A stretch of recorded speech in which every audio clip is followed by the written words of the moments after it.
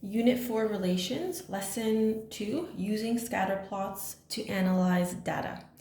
I want to go over a couple of terms with you before we start doing some graphs. The first term is called the dependent variable. So the dependent variable is the one that needs to have another variable to affect it. So it is what is going to be changing. Your independent variable is the variable that affects the change in your dependent variable. So dependent is affected by, and the independent is the one that affects. So we're going to do some examples. So the first example says, does the outdoor temperature affect the amount of air conditioning needed to cool a house? So what we have to do is now figure out what's our independent variable and what is our dependent variable. So what's responding. So in this case, the outdoor temperature is going to cause a change in the amount of air conditioning. So as I'm taping this right now, it is almost 30 degrees outside. So as the outdoor temperature changes, the amount of air conditioning that I need to use is going to change. So that is your independent variable, and that is your dependent variable. So your independent variable, so I'm just gonna label it IV, causes a change in your dependent variable. So I can write this as a statement. So as outdoor temperature increases, so this is my independent variable, the amount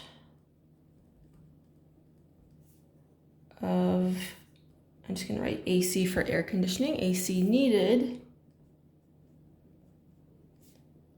increases.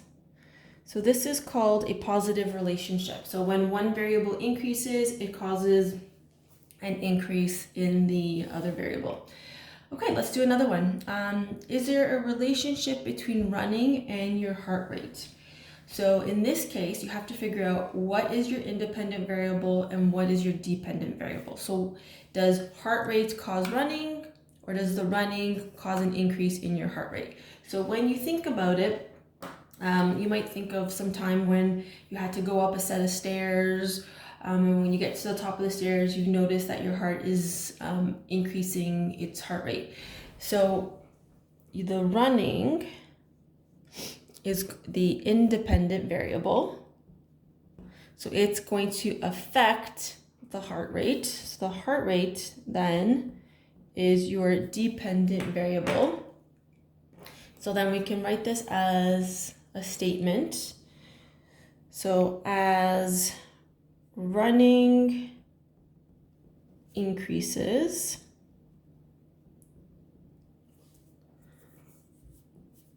heart rate increases. So because both variables are increasing with each other, we call this a positive relationship. So as running increases, heart rate increases, they're both increases, so that's positive. Last one, is the value of a car and age of a car related? So the first thing we have to do is figure out what's our independent variable and what's our dependent variable.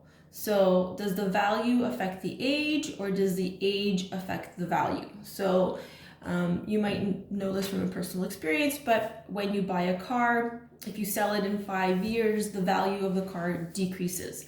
So then in this case, the age of the car is our independent variable. So it does not depend on the value.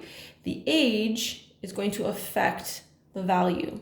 So our value is our dependent variable. So the value is going to change depending on the age of the vehicle.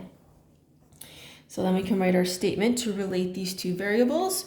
So as age of car increases, so as the age of the car increases, the value decreases. So when you have one variable increasing and the other one decreasing, we call this a negative relationship. Okay, so now let's look at some definitions for graphing. So there's two on the sheet here. So a scatter plot. So a scatter plot can help you see relationships between variables. So you're going to be plotting independent variables versus dependent variables. And then what you'll do is you'll look at the points that are plotted, and it will tell you whether it's a positive relationship or a negative relationship. And then sometimes on your scatter plot, you might have a point that kind of doesn't go with the rest of the points. So we call this an outlier. So sometimes it can occur due to an error, or it could be another factor.